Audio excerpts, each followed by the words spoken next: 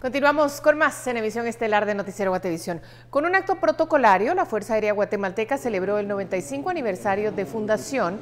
En el acto se enfatizó sobre la importancia de la aviación al servicio de la población y los rasgos distintivos de las tripulaciones y técnicos, además de los logros y desafíos actuales. Además, se resaltaron las acciones de ayuda hacia guatemaltecos afectados en situaciones de emergencia, efectuando misiones de búsqueda y rescate. En el acto estuvo presente el presidente Jimmy Morales junto al vicepresidente Jafet Cabrera. Presidente de la República. Más información. La población guatemalteca solicita a las fuerzas de seguridad la captura de pandilleros. Esperan que con los arrestos de los líderes de clicas y personas que se dedican al cobro de las extorsiones se reduzca la violencia.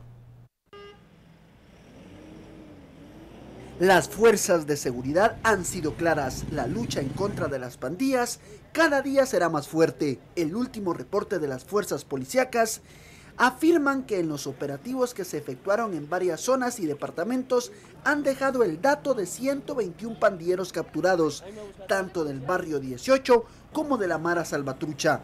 Dentro de los datos que manejan las fuerzas del orden con los operativos a gran escala que se efectuaron, se desarticularon 20 clicas. Dentro del mapa de riesgo de la Policía Nacional Civil se estableció con la captura de los pandilleros, se salvaron más de 80 vidas de personas que iban a ser asesinadas por no pagar las extorsiones de estos grupos criminales. Durante el año, los pandilleros que fueron capturados se apoderaron de más de 20 millones de quetzales, extorsionando a dueños de buses, tanto de rutas urbanas como extraurbanas, extorsionando a vecinos de distintas colonias y comerciantes. Dentro de las pruebas que localizaron las fuerzas de seguridad en los allanamientos resaltan teléfonos celulares que eran utilizados para realizar las amenazas. También se localizaron listados de casi 500 personas que estaban siendo extorsionadas. Las fuerzas de seguridad establecieron que de los 121 personas capturadas, 50 de ellas habían estado detenidas por otros delitos donde sobresalen robos a mano armada, consumo de droga y escándalos en la vía pública. Por una Guatemala en paz en cámara, Víctor Rodas y Marvin Pérez, reporta para Noticiero Guatevisión, Alberto Cardona. Y en otro tema, el Consejo Nacional de Discapacitado, CONADI, pide al presidente Jimmy Morales compromisos para el cumplimiento de las recomendaciones de Naciones Unidas para la atención de las personas con discapacidad.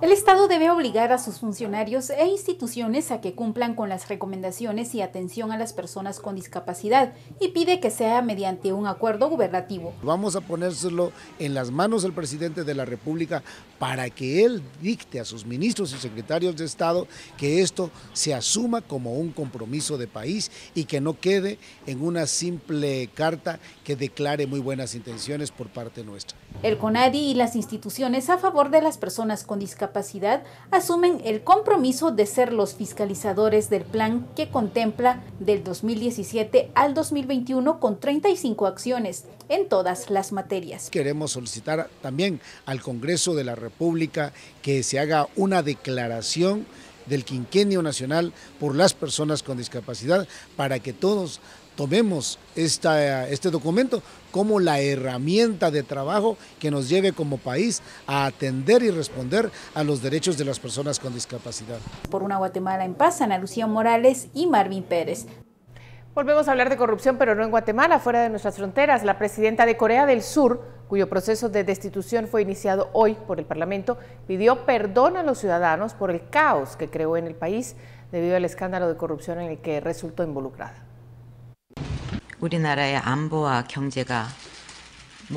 Lo siento mucho para todos los surcoreanos por haber creado este caos nacional con mi descuido cuando nuestro país se enfrenta a tantas dificultades, desde la economía hasta la seguridad nacional. Park, de 64 años, cuya destitución definitiva deberá ser ratificada por el Tribunal Constitucional, está involucrada en un caso de corrupción que provocó manifestaciones masivas. Una íntima amiga de la mandataria fue detenida acusada de haber usado su relación para enriquecerse e influir en decisiones políticas.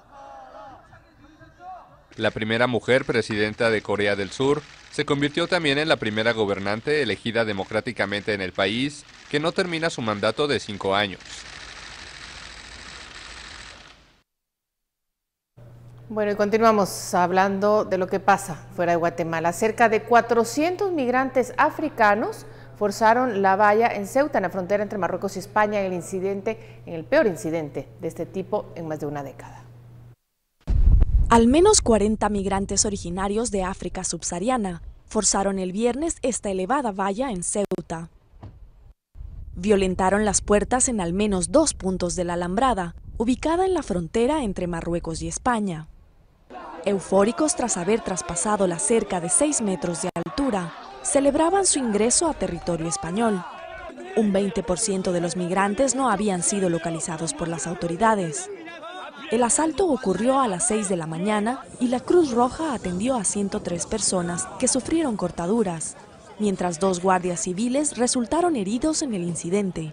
Se trató del ingreso forzado de mayor magnitud en una década en este enclave español en el norte de África.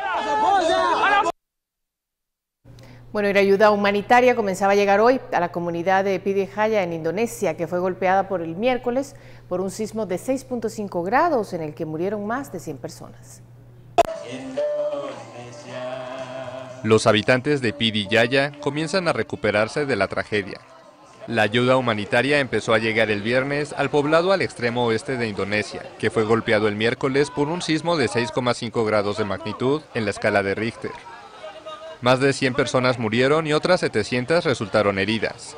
Los damnificados pasaron su segunda noche durmiendo en refugios y hospitales saturados. El presidente de Indonesia, Joko Widodo, recorrió el viernes la zona afectada y se comprometió a reconstruir las edificaciones derrumbadas.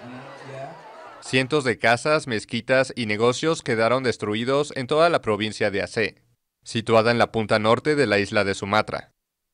La región ya había sido devastada en 2004 por un terremoto que provocó un gigantesco tsunami que dejó más de 170.000 muertos.